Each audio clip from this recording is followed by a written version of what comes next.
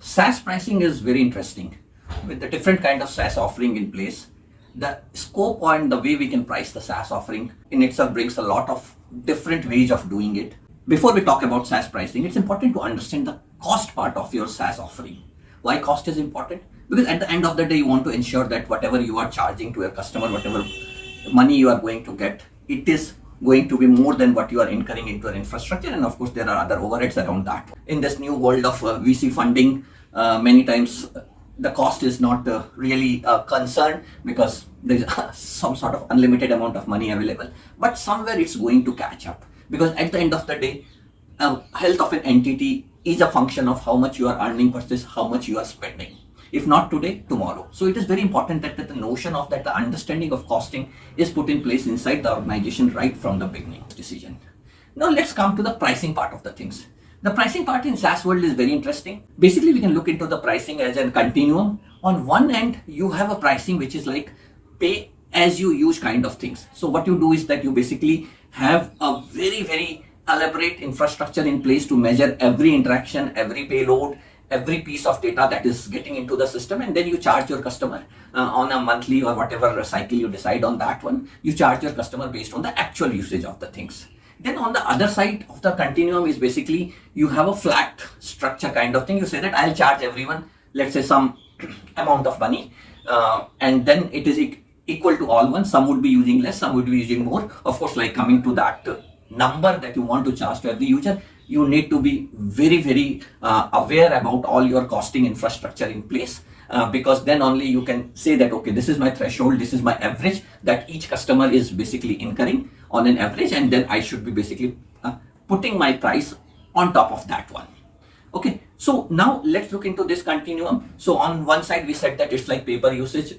I'm sure like if you are working with any of the cloud provider, which is a norm right now, they have this model in place. Then on the other side is like a very flat structure kind of things where you, like for example, if you have used one of this Microsoft or Google accounts, they would just charge you like a flat fee, $5 or whatever it is. And it works on the flat fee structure side of things. The prices are usually on the low side of the things, because people then would not so much worry about that. Okay, if I know that my uses are very hardly, but when I need it, I would still pay that one, because I know that like it's a very incremental, the differential is so less that I would not really worry about that one. But when it starts going on the higher side, the whole pricing starts going on the higher side of the things, then this continuum need to shift towards the left hand side of the things. And again, as we talked, the extreme would be again the paper usage. But then we have a whole lot of range of models in the middle. For example, then what you can do is that you can have some tiered pricing. You can say that, okay, certain users I'll charge this one, and if certain usage increases beyond this, I'll charge this one. But again, I think what happens is that as you start moving in this direction, the need and the complexity of engineering infrastructure to monitor and to charge everything starts becoming a little complicated. If you remain on this side, you tend to lose a lot of customers if your even monthly flat fee starts coming very high, because a lot of you people who would now not start seeing value for the amount of money they are going to pay you. So when you start getting into this discussion, I think there is a notion of what I call it as, you have to establish a notion of a primary object or objects. What is that? So for example, like most of this charging that happens is on per user basis. But what happens is that if you start moving towards the higher price of the side of the things, and some users are using less, some users are using more, then you have to start defining what is that they're using less and what is that they are using more. And that is something that now should become a proxy for how you would charge it.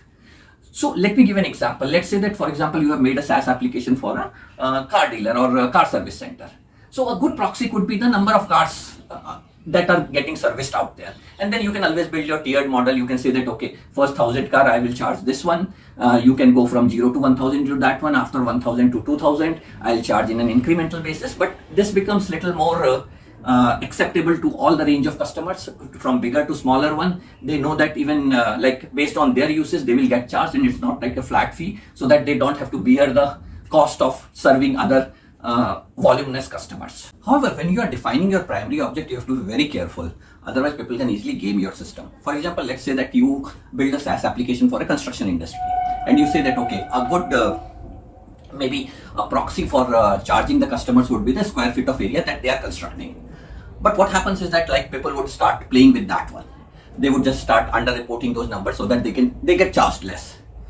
You can even now say that, okay, it may not be the right indicator. Let me just put the number of units that is being constructed. Now someone would come there, would say that, okay, I'm making a huge building, but my unit is one.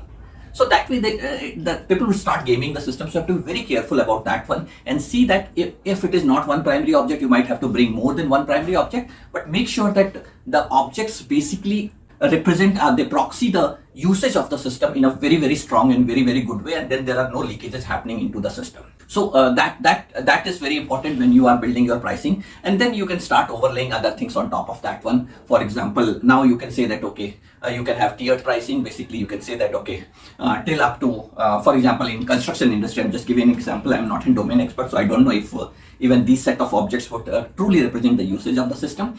But basically, let's say that you can say that it would be a combination of square feet, it would be a combination of maybe the number of units being constructed, and it could even be a combination of like some of the constructing material that is being used inside that one. It could be even the number of labors that are being registered into the system. But you have to just make sure that you are covering your number of objects in such a way that that is a true proxy for your usage of the system. What it means is that someone with a bigger project, automatically their numbers would go on the higher side, and for someone whose project is of smaller size, they remains on the lower side. So everyone feels they are not basically paying for somebody else.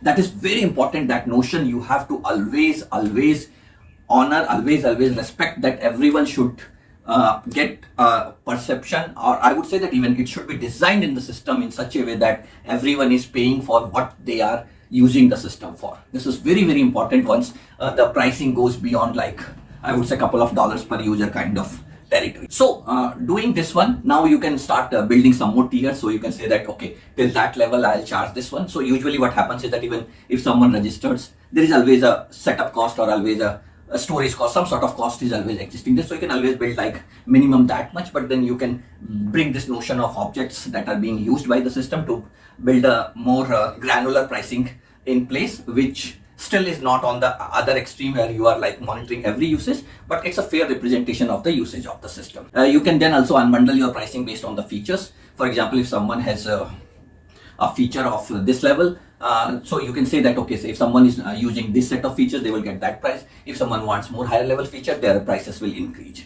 So it's very, very important from the SaaS pricing perspective that we build it in such a way that it creates a fair pricing for the end customers as well, that they are paying for what they are using for the system. And that's where this notion of primary object or objects becomes very important, and identification of them and building your pricing model on top of them is very, very important.